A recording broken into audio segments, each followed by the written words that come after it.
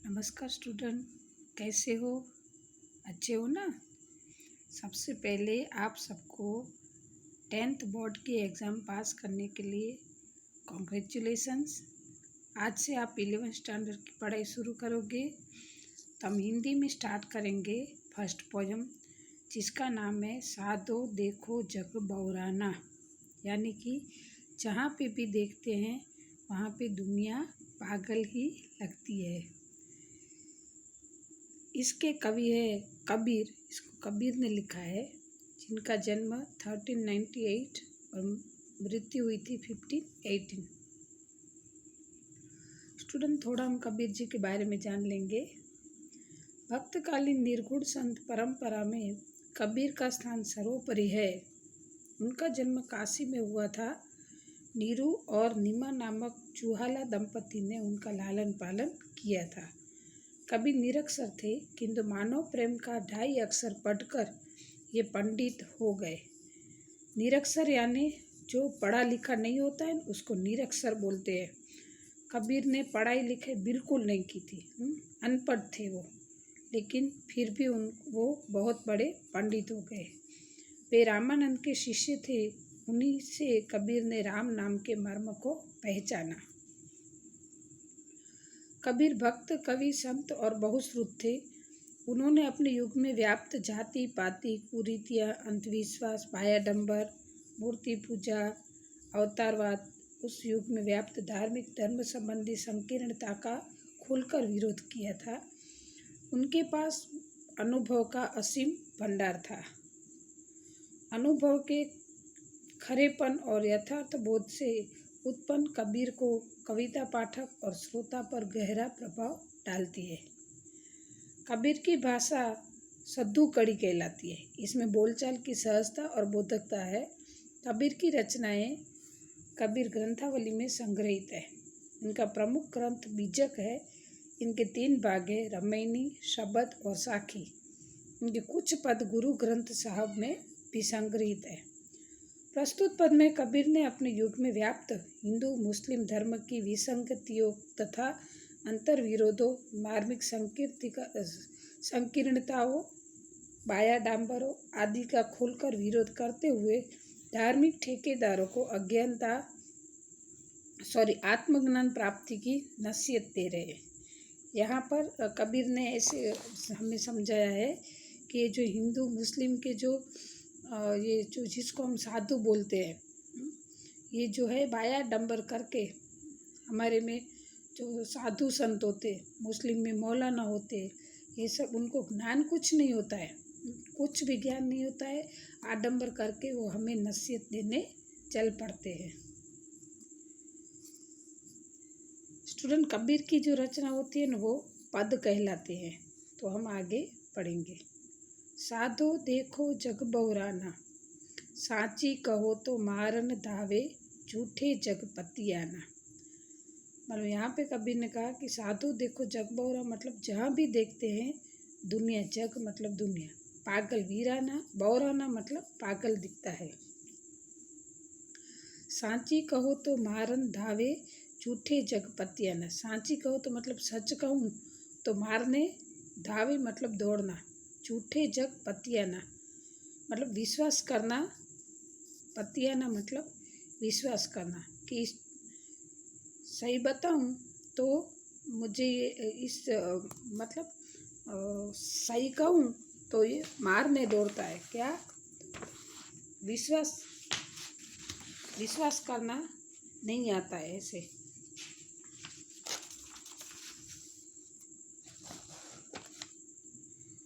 उनको गुस्सा आता है, मतलब सही कहो तो जो लोग इस पर विश्वास नहीं करते ना, उनके ऊपर उनको गुस्सा आता है।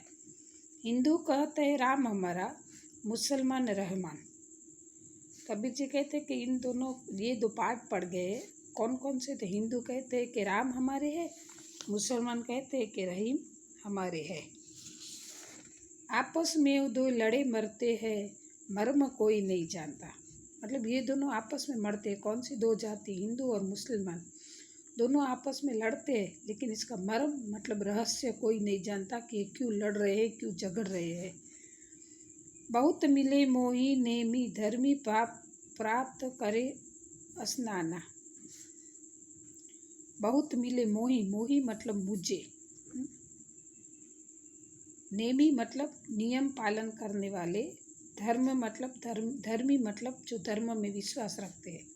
कबीर कहते हैं कि मुझे ऐसे लोग बहुत मिले जो रोज नियम अपने जो बनाते हैं वो उसके हिसाब से चलते हैं। तो फिर धर्म के बारे में बोलते हैं। आसान स्नान मतलब स्नान। तो कबीर कहते हैं कि मुझे ऐसे लोग बहुत मिले हैं। कौन से? कि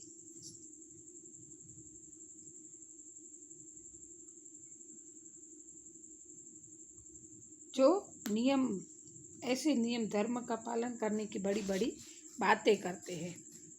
आत्म छोड़ी पसानो पूजे तिनका थोथा ज्ञाना। आत्म मतलब आत्मा, छोड़ी आत्मा की आवाज़ को छोड़ देते हैं। जो भगवान हमारे आत्मा में बैठा हुआ है उसको हम छोड़ देते हैं।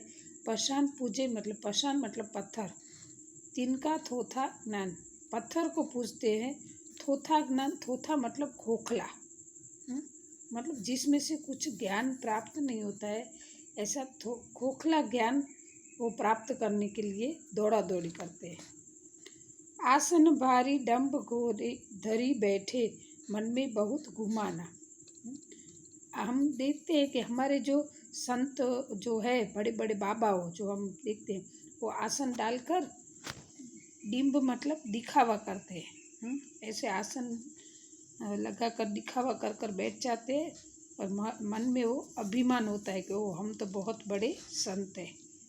पीपर पाथर पूजन लागे तीर्थ व्रत भुलाना। पीपर मतलब पीपल का पेड़, पाथर मतलब पत्थर। पीपल और पत्थर को पूजने लगते हैं। हम पीपल के पेड़ को पवित्र मानते हैं, हम उसकी पूजा करते हैं। तो हम पीपल और पत्थर की पूजा करते हैं। जो मूर्ति है मंदिर में वो पत्थर की होती है। लेकिन तीर्थ व्रत भुलाना, हम तीर्थ स्थानों को और हमारे जो व्रत नियम है उसको हम भुलाना मतलब उसमें हम व्यस्त हो जाते। भुलाना इसमें यहाँ पे व्यस्त होना है कि हम उसी में व्यस्त हो जाते हैं। माला पहिरे टोपी पहिरे छाप तिलक अनुमाना। गले में बड़ी बड़ी रुद्राक्ष की मालाएं होती है, टोपी होती है, छाप तिलक मतलब यहाँ पे अपने भाल पे तिलक लगा कर वो अनुमान करते हैं कि ये ऐसा होगा, ये वैसा होगा। साखी शब्द गावत भूले आत्म खबर न जाना। साखी शब्द मतलब नाम, गावत मतलब प्रचार। ऐसे ये सब प्रचार करना भूल जाते हैं और उनको रियल में तो जो आत्मा का ज्ञान होता है ना, आत्मा का, वही उनको पता नहीं होता है। घर घर मंत्र जो देत फिरत है माया के अभिमान। ऐसे लोग जो दम्भी साधु है, ढोंगी साधु है, वो घर घर मंत्र देते हैं। जैसे हमने बहुत जैसे आसाराम बापू थे कि वो सबको जब ज्ञान बांटते चलते थे, लेकिन अंदर वो क्या थे वो बहुत सालों के बाद पता चला। तो ऐसे लोग घर घर मंत्र देते फिरते माया के अभिमान में, फिर मतलब वो पैसे वाले बन जाते हैं और उनको वो अभिमान होता है।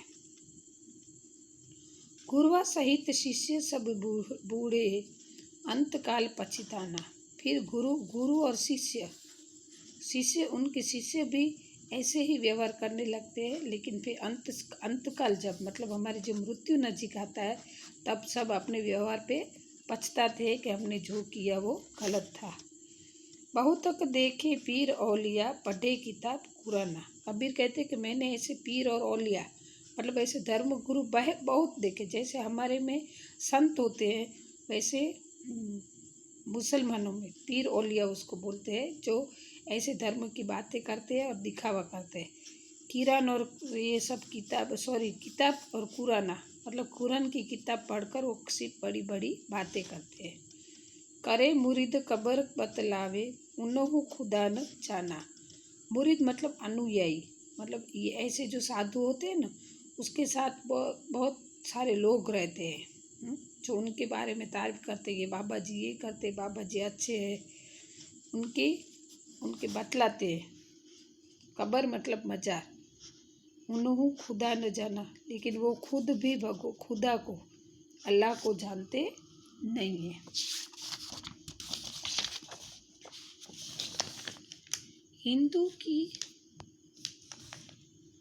हिंदू की दया मेहर तुर्कन की दोनों घर से भागी। हिंदू की मेहर मतलब कृपा, तुर्कन यहाँ पर मुसलमान के लिए कहा गया है कि हिंदू की दया मेहर तुर्कन दोनों घर से भागी, मतलब इन दोनों के घर में से कृपा और दया भाग चली है, मतलब निकल गई है। वह करे जीबह व झटका मारे आग दो घर लागी। वह करे जीबह मतलब हलाल करना, मतलब मारना, ऐसे झटका मारे। यहाँ पर दोनों हलाल करना यानी हम यह करे वह करे, मतलब ये लोग हिंदू और मुसलमान लोग क्या करते हैं, मुसलमान हलाल करते हैं। जैसे बकरी ईद होती है तो ये लोग बकरे को मार देते हैं तो उसको हलाल बोलते हैं, बाद झटका मारे। और हिंदू क्या करते हैं, झटका मार के सिर काट देते। दोनों काम सेम करते हैं। आग दो घर लागी, मतलब अपने फिर दोनों घर में आग सेम लगती है, मतलब दोनों का कार्य सेम होता है। क्या होता है, तो एक हलाल करता है, दूसरा एक ही जो हमारे कई प्रांतों में ऐसी रूढ़ी है, रीत रिवाज है कि बलि चढ़ाना। तो बलि चढ़ाने के लिए एक ही तलवार के एक ही वार से पशु का सिर काटा जाता है। तो दोनों का काम एक ही है। या विधि हसत चलत है, हमको आप कहावे स्याना। ये लोग सब ऐसी विधि करते, ऐसी बातें करते हैं और हंसते हैं खुद पर, लेकिन फिर अपने आप को स्याना मतलब बुद्धिमानी समझते हैं। काम पशुओं को मारने का करते हैं, बुरा काम करते हैं, लेकिन फिर भी अपने आप को बुद्धिमानी कहते हैं। कहे कबीर सुनो भाई साधो, इनमें कौन दीवाना। कबीर कहते हैं कि अभी आप ही बताओ कि इसमें से दोनों में से कौन दीवाना है। उनके मत से तो हिंदू और मुसलमान दोनों दीवाने हैं, जो ऐसे को रिवाजे को मानते हैं। और साधु संत के बाह्य आडंबर मतलब जो दिखावा करते हैं, उसको भी हम लोग अपना लेते हैं। स्टूडेंट, आशा रखती हूँ आपको ये पोयम समझ में आ गई होगी। अस्तु।